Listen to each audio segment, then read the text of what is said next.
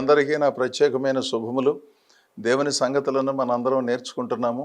నేను చెప్పే సంగతులు మీలో అనేక మందికి తెలుసు. నాకంటే అనుభవజ్ఞులు, పెద్దలు దేవుని సేవలను జరిగిస్తూ ఎంతోమంది జీవితాలను ఉద్ధరించారు, ఉద్ధరిస్తున్నారు. భౌతిక స్వస్థతను, ఆధ్యాత్మిక చైతన్యాన్ని కలిగించి ప్రజల జీవితాలను దేవుని సన్నిధిలో స్థిరపరుస్తున్నారు. వారిని అందరినీ నేను అభినందిస్తున్నాను. మీరు ఎరిగిన సంగతులను జ్ఞాపకం చేసే ప్రయత్నం చేస్తున్నాను. భక్తి కార్యక్రమాలు జరిగించేవారు దేవునితో నిత్యము సహవాసములో ఉన్నట్లుగా మనం గమనించాలి. అంటే దైవమానవ సహవాసం అనేది అద్భుతమైన సంగతి కదా. ఎందుకంటే మనుషులతో మనుషులే కలిసి జీవించటం సాధ్యపడని రోజుల్లో, ఎందుకంటే ఏదో ఒక మాట పట్టింపు వలన కానీ అన్యాయము అక్రమము చేశారండి, మా సొమ్ములు తినేశారండి, అందుకని వాళ్ళతో కలిసి మేము జీవించలేకపోతున్నాము, మేము వాళ్ళ ఇంటికి వెళ్ళలేకపోతున్నాము, వాళ్ళు మా దగ్గరకు రావట్లేదు, ఇలా రకరకాలైనటువంటి సంగతులతో మనం మాట్లాడుకుంటూ ఉంటాం. అంటే తోటి మనిషితో కలిసి జీవించటం అన్నిసార్లు అందరితోనూ చేతగాట్లేదు. అయితే దేవునితో మన విశ్వాస జీవితాన్ని కొనసాగించటం అనేది చాలా ప్రాముఖ్యమైన సంగతి. ఈరోజు ఆదికాండము 5వ అధ్యాయము 24వ వచనాన్ని నేను చదువుతున్నాను. హనోకు దేవునితో నడిచిన తర్వాత దేవుడు అతన్ని తీసుకుని పోయిన గనుక అతడు లేకపోయెను. ఇది చాలా విశేషమైన సంగతి. హనోకును గురించిన సమాచారము మీలో చాలామంది దగ్గర ఉన్నది. హనోకు ప్రస్తావన 21, 22, 23, 24 వచనాలలోను, ఆ తర్వాత హెబ్రీ పత్రిక 11వ అధ్యాయము 5వ వచనములో తప్ప మరెక్కడా కూడా కనపడదు. హనోకు విశ్వాసములో అనగా దేవునిలో ఎంత గొప్పవాడో ఈ వచనాలను చదవటం ద్వారా మనకు అర్థమవుతుంది. హనోకు మెతుషెలను కనిన తర్వాత 300 ఏండ్లు దేవునితో నడుచుచు కుమారులను కుమార్తెలను కనెను. దేవునితో నడుస్తూ కుమారులను కుమార్తెలను కన్నాడు. అంటే కుటుంబ జీవితాన్ని ఆయన జరిగిస్తూ పిల్లలను కని పెంచుతూ వారి బాధ్యతలను ఎంతో జాగ్రత్తగా వహించి వాళ్ళకు పెళ్ళిళ్ళు చేసి ఓ తండ్రిగా, ఓ తాతగా, ఓ భర్తగా, ఓ భక్తుడుగా ఏ విధంగా జీవించాలో ప్రపంచానికి తెలియజేశాడు. ఈ రోజుల్లో చాలామంది చిన్న చిన్న భారాలను మొయ్యలేక ఎంత కంగారు పడుతున్నారో, చాలా ఆవేశపడుతున్నారు, ఆందోళన చెందుతున్నారు. అసలు ఈ కుటుంబ భారాన్ని నేను మొయ్యలేను, ఉద్యోగ భారాన్ని నేను మొయ్యలేను, ఈ సేవ భారాన్ని నేను మొయ్యలేను, అసలు ప్రజలందరూ నన్ను విసిగిస్తున్నారు, ఇబ్బంది పెడుతున్నారు, వీళ్ళెంత ప్రజలను విసిగిస్తున్నారో అనేది తర్వాత సంగతి. మొత్తానికి ఎవరికి వారు పలానా వాళ్ళు నన్ను విసిగిస్తున్నారు, పలానా వాళ్ళు కలిసి రావట్లేదు అని చెప్పుకుంటూ ప్రతి చిన్నదానికి అభ్యంతరాన్ని వ్యక్తం చేస్తూ ఆవేదన భరితులై విచిత్రంగా బ్రతికే వాళ్ళను మనం చూస్తున్నాం కదా. ఇక్కడో సంగతిని గమనించాలి. హనోకు 300 సంవత్సరాలు దేవునితో నడిచాడు. ఆ సమయంలో కుమారులను కుమార్తెలను కన్నాడు. అంటే దేవుడు మెచ్చే భక్తిని జరిగించాడు, కుటుంబ బాధ్యతలను నెరవేరుస్తూ. దీనిని మనం గమనించాలండి. ప్రార్థనకి ఎందుకు రాలేదండి అంటే ఉద్యోగంలో నాకు అవకాశం లేదండి అంటారు కొంతమంది, వ్యాపారంలో అవకాశం లేదండి అంటారు. సంవత్సరానికి ఒకసారో 2 సార్లు 3 సార్లు వస్తారు.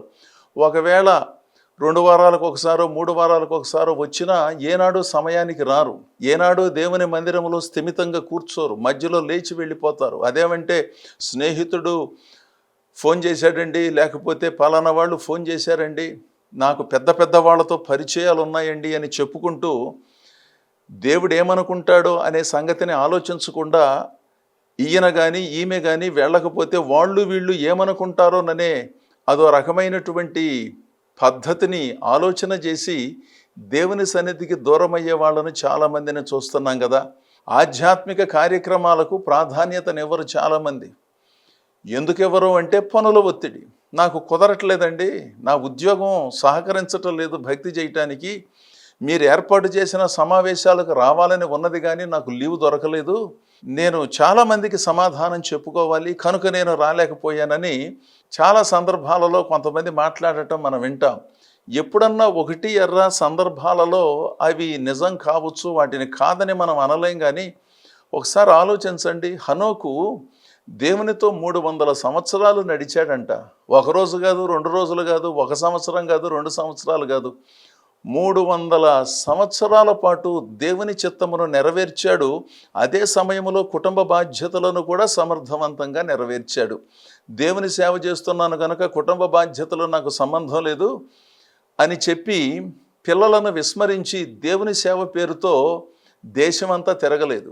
ఈ రోజుల్లో కొంతమంది దేవుడు నాకు ఇచ్చిన భారమని చెప్పి దేశమంతా తిరుగుతూ దేవుని సేవలు జరిగించాలని కోరుకుంటూ దేవుడు నమ్మి అప్పగించిన కుటుంబాన్ని నిర్లక్ష్యం చేస్తూ ఉంటారు. కొంతమంది విశ్వాసులు ఉన్నారు, సేవకులు ఉన్నారు. అదేమంటే దేవుడు నాకు భారం ఇచ్చాడండి అని. దేవుడు భారం ఇచ్చిన మాట నిజమే, కానీ భార్య పిల్లలను సంరక్షించవలసిన భారాన్ని దేవుడు ఇవ్వలేదా? ఎంతసేపు ఎవరో నశించిపోతున్నారు, పలానా ఊళ్ళో నశించిపోతున్నారు యవనస్తులు, పలానా ఊళ్ళో దేవుని సువార్తను చెప్పమని నన్ను పిలిచారు అన్నట్లుగా ప్రతి చిన్న సందర్భానికి ప్రతి పెద్ద సందర్భానికి బయలుదేరి వెళుతూ వారిలో ఉన్న ఆ దేవుని కొరకైన ఆతృతను చాటుకుంటారు కొంతమంది. మంచిదే.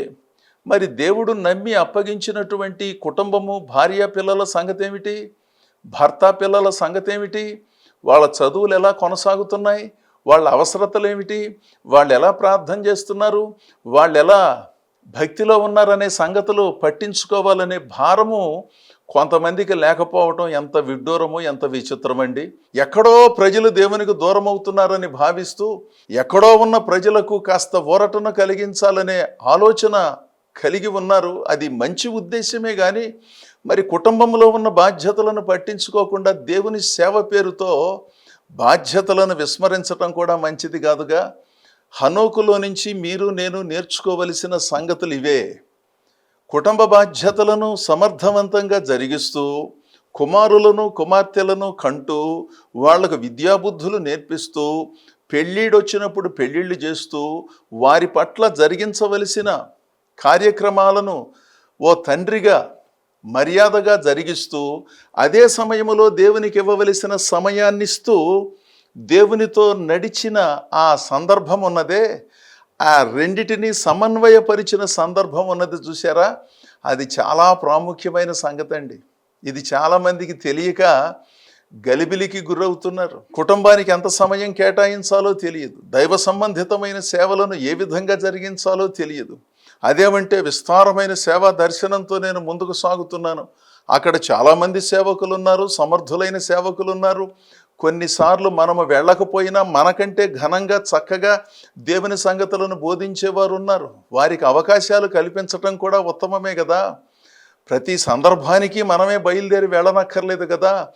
ఈ శరీరానికి కాస్త విశ్రాంతి కావాలి కదా. కుటుంబంలో జరుగుతూ ఉన్న సంగతులను గ్రహించాలి కదా. కుమార్తెలతోనూ కుమారులతోనూ కాసేపు కూర్చొని మాట్లాడాలి కదా. వారు ఎదుర్కొనే సమస్యలను మరి వినాలి కదా. ఈ సంగతులకు కేటాయించవలసిన సమయాన్ని అసలు సేవా భారము అనే పేరుతో దేశమంతా పర్యటనలు చేస్తూ కుటుంబాన్ని గాలికి వదిలేసి అదేమంటే దేవుడే చూసుకుంటాడు, నేను దేవుని పని చేస్తున్నానని చెప్పుకుంటూ అదో రకమైన పద్ధతిని అనుసరించి భక్తి కార్యక్రమాలు చేసేవారు హనోకును చూచి నేర్చుకోవలసిన సంగతులు చాలా ఉన్నాయి. 300 సంవత్సరాలండి. 10 సంవత్సరాలు, 50 సంవత్సరాలు, 60 సంవత్సరాలు కాదు. అంతకంటే మనం ఎక్కువ సేవను జరిగించడం సాధ్యం కావటం లేదు. ఎందుకంటే మనకు అంత ఆయుష్ లేదు. ఆ రోజుల్లో దీర్ఘాయువుతో వారు జీవించినందున అన్ని సంవత్సరాలు దేవుని సేవ జరిగించడం జరిగింది. ఇక్కడో సంగతిని మనం ఆలోచించాలి. హనోకు ఎక్కడా కూడా దేవుని సంగతులను నిర్లక్ష్యం చేయలేదు. అదే సమయంలో కుటుంబాన్ని నిర్లక్ష్యం చేయలేదు. దేవునితో నడిచిన తర్వాత దేవుడు అతన్ని తీసుకొని పోయెను గనుక అతడు లేకపోయెను. అంటే దేవుడు ఎంత ఇష్టపడితే హనోకు మరణం చూడకుండా దేవునితో కలిసి వెళ్ళిపోయాడు. ఇది ప్రకృతికి విరుద్ధమైన సంగతి కదా. ఈ శరీరము ఈ భూమిలోనికి వెళ్ళవలసినది కదా. అయినా దేవుడు ఏ విధమైనటువంటి స్థితిని ఆయన శరీరానికి ప్రసాదించాడో మనకు తెలియదు. అదొక మర్మము. ఈ సంగతులను మనం జాగ్రత్తగా పరిశీలన చేస్తేనే కొంతవరకు అర్థం చేసుకోవటం సాధ్యం. 300 సంవత్సరాలు దేవుని గొప్పగా సేవించినందున దేవుడు హనోకును తనతో తీసుకుని వెళ్ళాడు. దేవుని ప్రజలారా, మనలో చాలామంది 2 రోజులో 3 రోజులో ఒక వారం రోజులో కాస్త ఒత్తిడిగా పనిచేసి అసలు నేను చాలా పని చేసేస్తున్నాను, చాలా వాక్యం చెబుతున్నాను, చాలా ప్రార్థన చేస్తున్నాను, చాలాసార్లు మందిరానికి వెళ్ళొచ్చాను, సభలో సమావేశాలకు వెళ్ళొచ్చాను అని అలసిపోతున్నారు అన్నమాట అండి. మానసికంగాను అలుపు రావటం సహజమే, కానీ అలసిపోవలసిన దానికంటే ఎక్కువ అలసిపోతున్నారు కొంతమంది. ఎందుకు ఆ అలుపు వస్తుందో తెలుసా? నేను చాలా చేసేస్తున్నాను, అందరికంటే ఎక్కువ చేసేస్తున్నాను, అసలు కూర్చోవటానికి సమయం లేదు, నిలబడటానికి సమయం లేదు అన్నట్లుగా అనవసరమైన పనుల భారాన్ని నెత్తిన వేసుకుని దేవుడు చెప్పనటువంటి పనులు దేవుడు చెప్పినట్లుగా భావించి వాటికి సమయమును సామర్థ్యమును ఖర్చు చేస్తూ కుటుంబమునకు ఇవ్వవలసిన ప్రాధాన్యతను ఇవ్వకుండా ఎప్పుడు చూసినా ఏదో ఒక ఊరిలో ఉండి అసలు ఆయన ఎప్పుడూ దేవుని సేవలో అవిశ్రాంతంగా ఉంటున్నాడు, ఎంత కష్టపడి పనిచేస్తున్నాడోనని కొంతమంది సామాన్యులు అనుకునేటట్లుగా సేవలను జరిగిస్తున్నారు. అదేంటండి బాబు, అవిశ్రాంతంగా దేవుని సేవ చేయటం, ప్రయాణాలు చేయటం, ప్రభు సువార్తను అందించటం తప్పంటారా అని మీరు ప్రశ్నిస్తే తప్పని నేను అనట్లా. కుటుంబము కూడా సేవలో భాగమే కదా, పిల్లలు కూడా దేవుని సేవలో భాగమే కదా. వాళ్ళు ఏం చేస్తున్నారు, ఎలా చదువుతున్నారు, ఎలాంటి క్రమశిక్షణలో ఉన్నారు, దేవుని పట్ల వారికి ఉన్న అవగాహన ఏమిటో తెలుసుకోవలసినటువంటి బాధ్యత ఈ తండ్రికి ఈ తల్లికి లేదా? ఎంతసేపు ఎక్కడో ప్రజలు నశించిపోతున్నారని చెప్పుకుంటూ ఇంటిలో నశించిపోతూ ఉన్నటువంటి సంగతులను గుర్తించకుండానో దానిని సేవా భారమని, దేవుడిచ్చిన దర్శనమని, విస్తృత సేవా దర్శనమని చెప్పుకుంటూ సమర్థించుకుంటూ జీవితాన్ని కొనసాగిద్దామా? ఆలోచించండి ఒకసారి. దేవుని ప్రజలారా, ఈ భూలోకములో దేవుని చేత ఎంపిక చేయబడిన విశ్వాసులు, సేవకులు చాలామంది ఉన్నారు. టీవీలలో కనబడేవారే గొప్ప సామర్థ్యము కలిగిన సేవకులు అని మీరెవ్వరూ ఎన్నడూ భావించనక్కర్లేదు.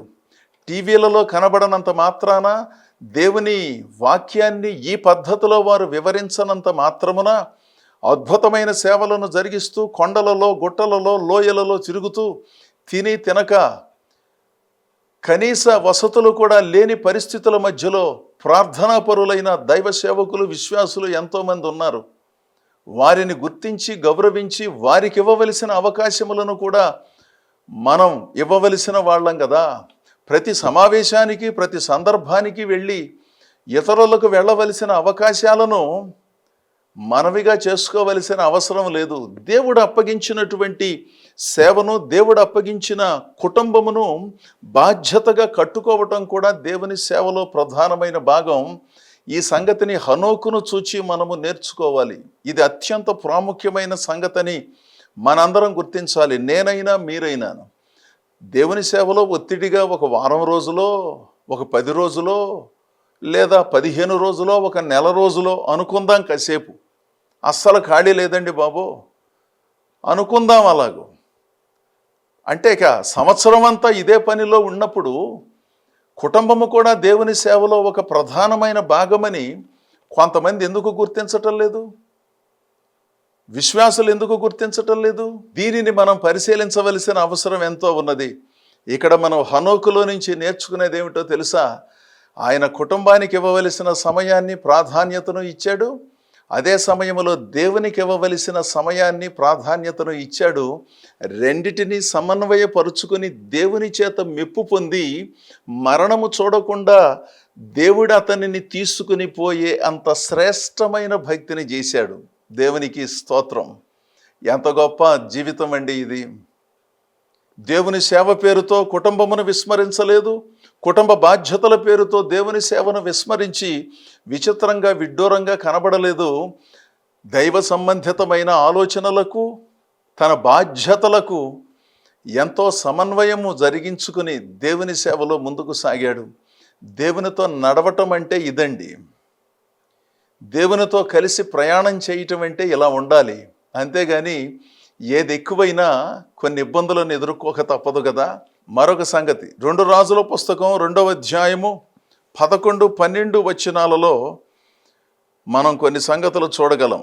వారు ఇంకా వెళ్ళుచు మాట్లాడుచుండగా ఇదిగో అగ్నిరథమును అగ్ని గుర్రములను కనబడి వీరిద్దరినీ వేరు చేసెను. అప్పుడు ఏలియా సుడిగాలి చేత ఆకాశమునకు ఆరోహణమాయెను. ఎలీషా అది చూచి, నా తండ్రి, నా తండ్రి, ఇశ్రాయేలు వారికి రథమును రౌతులను నీవే అని కేకలు వేసెను. అంతలో ఎలీషా అతనికి మరలా కనబడకపోయెను. అప్పుడు ఎలీషా తన వస్త్రమును పట్టుకుని 2 తునకలుగా చేసెను.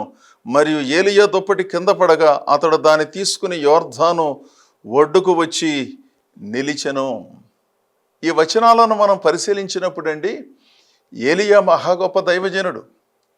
ఆయన ప్రభావము కానీ, దేవుడు అతనిని వినియోగించుకున్న విధం కానీ అత్యద్భుతం. ఎలీషా కాస్త కలిగిన కుటుంబం నుంచి వచ్చాడు. భూస్వామి, ఈయనకు చాలా పొలం ఉన్నది. 12 అరకల చేత పొలమును దున్నించే వ్యవస్థలో ఇతడు ఉన్నాడు. ఇతడు ఒక పెద్ద ఆసామి, అంటే భూస్వామి, సొమ్ములు కలిగిన వాడు.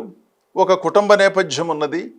అయితే ఎప్పుడైతే ఏలియా అతని పైన దుప్పటి వేసి పిలిచాడో దానిని అర్థం చేసుకుని ఏలియా కొలువులో చేరి అతడు బ్రతికినంత కాలం అతనికి సేవ చేశాడు. ఇక రేపో మాపో ఏలియా దేవుని సన్నిధికి వెళ్ళిపోబోతున్నాడనే సంగతిని గ్రహించిన వాడై ఏలియాను వెంబడిస్తూ వచ్చాడు. మీరు 2 రాజుల పుస్తకం 2వ అధ్యాయం 1 నుంచి చదివితే అర్థమవుతుంది. ఒక రకంగా ఏలియా ఎలీషాను, ఇక నన్ను వెంబడించనక్కర్లేదు, నీవు వెళ్ళుము అని పలుమార్లు చెప్పినప్పటికీ నేను వెళ్ళను అని చెప్పి ఏలియాను వెంబడించిన ఎలీషాలో ఉన్న ఆ పట్టుదల, అతడు అనుసరించిన విధానము మనందరికీ ఆదర్శం అన్నమాట అండి. ఎందుకంటే ఏలియా దగ్గర పెద్దగా డబ్బులు లేవు, ఏలియా దగ్గర పెద్ద సంఘాలు లేవు. ఆ సంగతి ఎలీషాకు బాగా తెలుసు. మరి ఎందుకు ఏలియాను వెంబడిస్తున్నాడు? మనం ఎవరినైనా వెంబడించాలి అంటే, ఏ సహవాసంలోనైనా చేరాలి అంటే ఏదో ఒకటి కాస్త ప్రయోజనం ఉండాలి కదా. ఏ ప్రయోజనము లేనప్పుడు ఎందుకు వాళ్ళ దగ్గరికి వెళ్ళటం? ఆత్మీయ సహాయం కంటే ఆర్థిక సహకారమే మనకు ప్రాముఖ్యమని భావించే రోజుల్లో ఉన్నాం కదా. కాస్త ఆధ్యాత్మిక నాయకులుగా ఉండండి, ఆర్థిక సహాయమేమి అక్కర్లేదు, మీరు మా పైన పెద్దలుగా ఉండి మమ్మల్ని నడిపించండి, మా కోసం ప్రార్థన చేయండి, ఆత్మీయ నాయకత్వాన్ని వహించండి అని ఎంతమంది కోరుతున్నారు? ఎందుకంటే ఎవరికి వారు నాయకులు, ఎవరు ఏది ఆలోచన చేస్తే దానినే జరిగించుకుంటూ అదేమంటే దేవుని చిత్తమని, దేవుని ప్రత్యక్షతని, దేవుడు నాతో చెప్పాడని ఇతరుల నోర్లు మూయించి విచిత్రంగా విడ్డూరంగా ఆధ్యాత్మిక కార్యక్రమాలను తెగబడి నిర్వహించే సంగతులను మనం పరిశీలిస్తున్నాం కదా. ఎవరో ఎవరికి జవాబుదారులు కాదు. నాకు తోచినట్లుగా నేను, మీకు తోచినట్లుగా మీరు, ఎవరికి తోచినట్లుగా వారు జరిగించుకుంటూ దేవుని పేరును అడ్డుపెట్టుకుని దేవుని ప్రత్యక్షతలని చెప్పి అదో రకమైనటువంటి పద్ధతిని అనుసరించేవారు రోజు రోజుకి అధికమవుతున్నారుగా. ఎక్కడో కొంతమంది నిబద్ధత కలిగి దేవుని సేవించేవారు ఉన్నారు, వారే దేవుని ప్రతినిధులుగా కొనసాగుతున్నారు. మరి ఇక్కడ ఎలీషా ఏలియా దగ్గర నుంచి ఏమీ ఆశిస్తున్నాడు? సొమ్ములు ఆశించటం లేదు, వెండి బంగారములు ఆశించటం లేదు, లేకపోతే ఇంకా ఏదో ఏలియా తర్వాత ఆ బాధ్యతలను స్వీకరించాలనే ఆలోచన లేదు. ఏదైనా 2, 3 సంఘాలు అప్పగిస్తే వాటిని చూసుకుంటూ దేవుని సేవలో కొనసాగాలనే ఆలోచన కంటే ఎలీషా ఏలియాను వెంబడించటంలో, ఆయనతో కలిసి చివరి ఘడియల్లో నడవటంలో గల ఉద్దేశం ఏమిటో తెలుసా? ఏలియా అడిగినప్పుడే చెప్పాడు. ఏమని అడిగాడు అంటే 2 రాజులు 2వ అధ్యాయం 9వ వచనం, వారు దాటిపోయిన తర్వాత ఏలియా ఎలీషాను చూచి, నేను నీ యొద్ద నుండి తీయబడక మునుపు నీ కొరకు నేనేమి చేయకూడదునో దానిని అడుగుమని చెప్పగా, ఎలీషా నీకు కలిగిన ఆత్మలో 2 పాళ్ళు నా మీదకు వచ్చునట్లు దయచేయుమనెను. అంటే ఒక దైవజనునిలో ఉన్న దేవుని ఆత్మను వెంబడిస్తున్నాడు, దేవుడిచ్చిన దర్శనాన్ని వెంబడిస్తున్నాడు. ఏలియా అడిగాడు, ఎంతగా నన్ను వెంబడిస్తున్నావు కదా, చాలామంది ప్రవక్తల శిష్యులు నన్ను వదిలిపెట్టేశారు కదా, వాళ్ళు దూరాన నిలిచి నేను ఈరోజు దేవుని సన్నిధికి వెళ్ళిపోతున్నాననే సంగతి తెలిసినప్పటికీ, నా దగ్గర కొన్ని సంగతులు నేర్చుకున్నప్పటికీ కనీస మర్యాదను పాటించకుండా నా దగ్గరకు ఎందుకు రాలేదో తెలుసా ఎలీషా?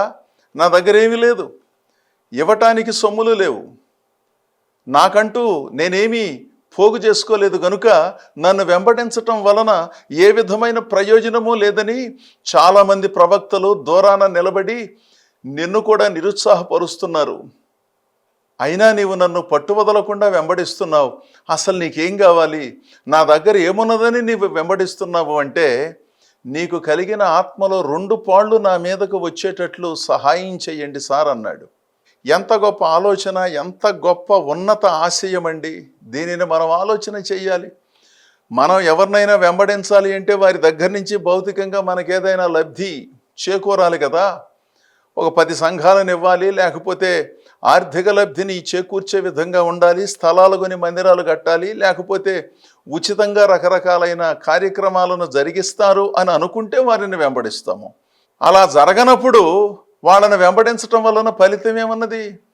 దేవుని సూత్రాలను నేర్పిస్తాను, దైవ సంబంధితమైన సంగతులను తెలియజేస్తాను, దేవుడు నాకు ఇచ్చిన ప్రత్యక్షతలను అనుగ్రహిస్తాను అంటే ఆ ప్రత్యక్షతలు నాకు కూడా ఉన్నాయి, అంత దూరం వచ్చి ఈ సంగతులన్నీ నేర్చుకోవలసిన అవసరం లేదనేది కదా సగటు మనిషి భావన. ఈ రోజుల్లో ఇలాంటి వాళ్ళని ఎక్కువగా చూస్తున్నాం కదా. భౌతికంగా మాకేమీ లబ్ధి చేకూరుతుంది, ఆధ్యాత్మికంగా మీరేం చెబుతారు, ఎంత గొప్ప వాక్యం చెబుతారు, ఎలా చెబుతారు అనేది తర్వాత సంగతి అండి, మేము వస్తే మాకేంటి అనే పరిస్థితుల మధ్యలో చాలామంది గలిబిలికి లోనవుతున్నారు. ఇక్కడ ఎలీషాని అడిగాడు, అసలు నీకేం కావాలయా? నా దగ్గర ఏమున్నదని నువ్వు వస్తున్నావు? ఒంటి మీద ఉన్న కొన్ని బట్టలు తప్పితే నా దగ్గర ఏమీ లేదు, నీకు ఇవ్వటానికి చిల్లి గవ్వ కూడా నా దగ్గర లేదు, అయినా నన్ను ఎందుకు వెంబడిస్తున్నావు? నాలో ఏం చూసావు నువ్వు? మీలో ఉన్న ఆత్మశక్తి గొప్పది, మీకున్న ఆత్మజ్ఞానము గొప్పది, అది నాకు 2 పాళ్ళు కావాలి, నేను దేవుని సేవ చేసుకుంటాను, అద్భుతంగా ప్రజలను దీవిస్తాను అన్నాడు. సొమ్ములు కావాలని అడగలేదు, ఇంకా ఏదో కావాలని అడగలేదు, అధికారం కావాలని అడగలేదు.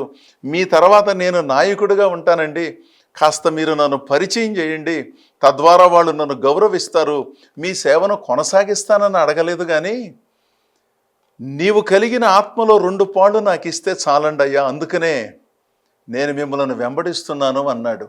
ఇంతలో దేవుడు అగ్నిరథములతో ఏలియాను తీసుకుని వెళ్ళినప్పుడు గుండెలు బాదుకుంటూ, నా తండ్రి, నా తండ్రి, ఇశ్రాయేలు వారికి రథమును రౌతును నీవే కదా అని ప్రార్థించినప్పుడు ఏలియా దుప్పటి ఒకటి కింద పడింది.